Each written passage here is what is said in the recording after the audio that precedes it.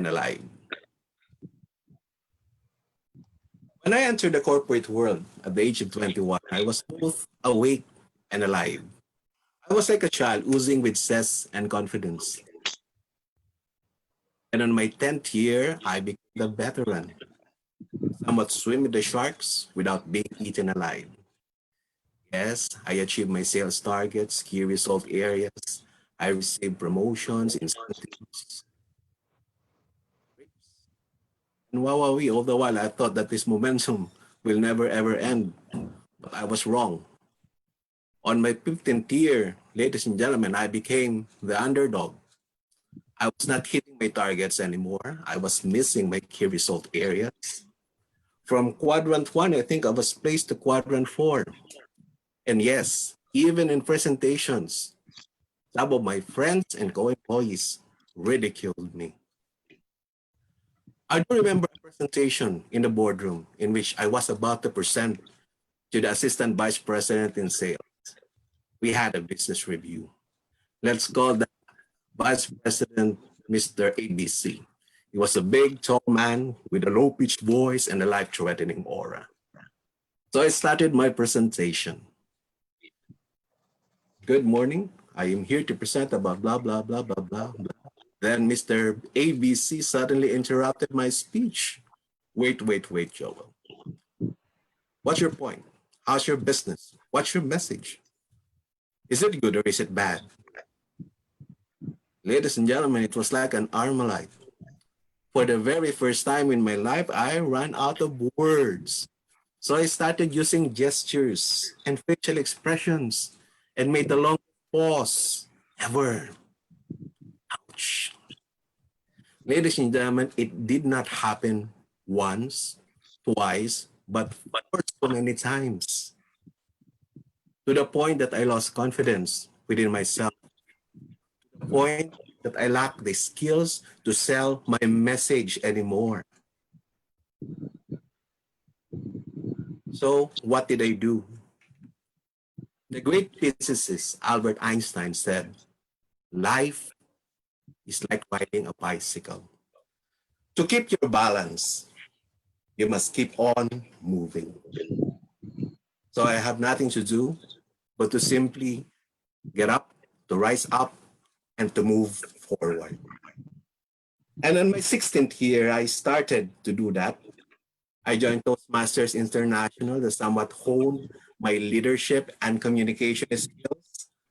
I started to repackage myself both in and out in order to hone my competencies.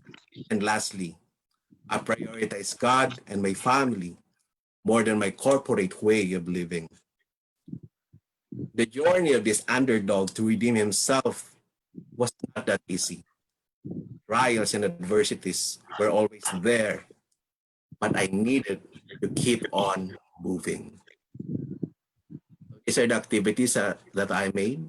I joined an organization, Toastmasters International, to get rid of my stage fright and to hone my skills in communication and leadership. With God's grace, I achieved the highest distinction a single Toastmaster can have, and that is a distinguished Toastmaster. In seminars. And to relieve my tension, I even studied how to be a life coach. So I became a life coach. And did some seminars like that, especially in public. And until one day I was scrolling on Facebook. I saw this post, Selling Your Message Workshop. I registered on this program. For that day, we were given an assignment, and that is to write an essay of 100 words on the greatest problem of mankind. At that time, ladies and gentlemen, I was in the hospital with my wife, who was confined for more than 1 week. Honestly, I was crying while making that essay to be submitted on the workshop. Is my voice clear? Yes. Okay. So allow me to share with you my essay. I'm writing this essay inside the hospital room with my wife, who will be having a fistula operation today because of a chronic kidney disease. Having this scenario is not that easy. My wife has undergone dialysis for the past 2 years. My beautiful sales career is not that attractive anymore. Expenses are piling up. Funny that I am making this write up entitled The Greatest Problem. Come to think of it, I am thinking of the greatest problem of the universe on top of my problem as an individual. Is there a connection or disconnect? Can I fly if I'm having difficulty walking to my destination? There are times that I want to show to my kids that I can handle my problems as a real man, but I cannot communicate it effectively because your real persona reflects in the eyes of a child. You cannot lie to them because they can sense your sincerity. At times, I want to project to my wife that life is not that hard, but it won't show. For me, the greatest problem of mankind is the failure of a person to show the real you. Sometimes we tend to complicate our life with the distractions of this world, only to find out that in the end, to love and to be loved is the only solution to the problem. It is hard to relay your message if you do not know yourself. It is difficult to share yourself to others if you have no time to reflect on the inner you. I have my share of problems, but I am making use of all the things that are happening to me as messages of God that can make me mature and strengthen my family as one unified whole. As I was making that essay, I was crying. One Greek author named Nisa said, you can really feel and internalize your message by being connected with the real you. And once the audience are reading your message and there's an emotion in it, sometimes your audience also cries while they're reading their message. And that's one point of selling your message. So, ladies and gentlemen, I attended that workshop in May 20, 2017 that somewhat sparkled that something within me. That was years ago. And I did not expect this year I was invited by these three mentors, Marlon, Ronald, and Jason. I become a part on their second run. Actually, hindi po natuloy yan because of COVID. Pero the momentum to share my message is already there and it will never ever stop.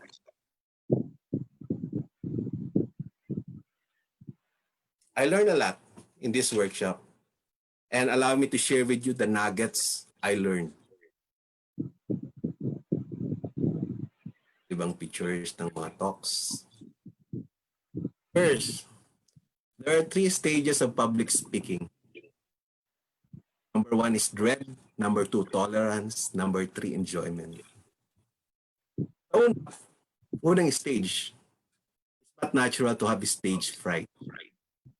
If you are afraid to face this type of webinar, speaking in front of the audience, if you are afraid facing the audience in a stage outside, that's quite normal. It's part of the first stage. Pero kailangan makawala ka dito para makapunta ka sa tolerance stage in which you have the capability to speak in front, but you really don't feel it or you really don't enjoy the process. Parang napipilitan ka lang, kaya may tolerance.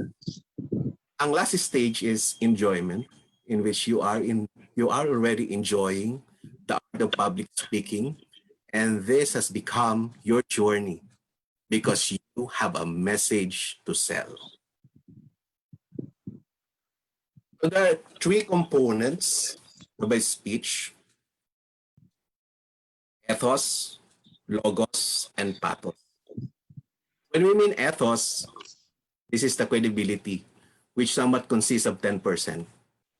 Logos, logics or facts, which is around 25%, and the pathos, emotion.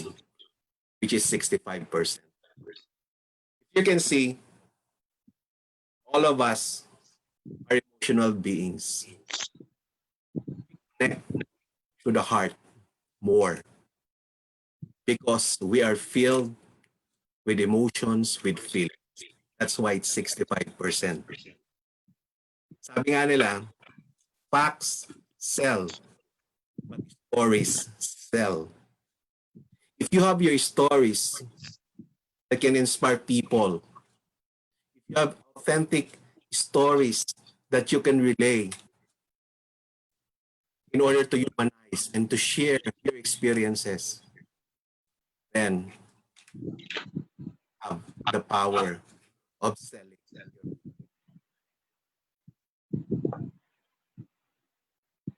So how to sell your message? Number one, you need to know yourself.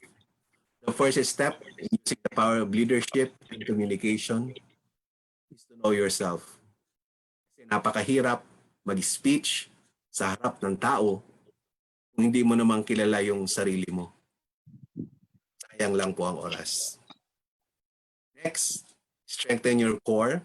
I think I discussed it last meeting. Stage time, stage time, stage time.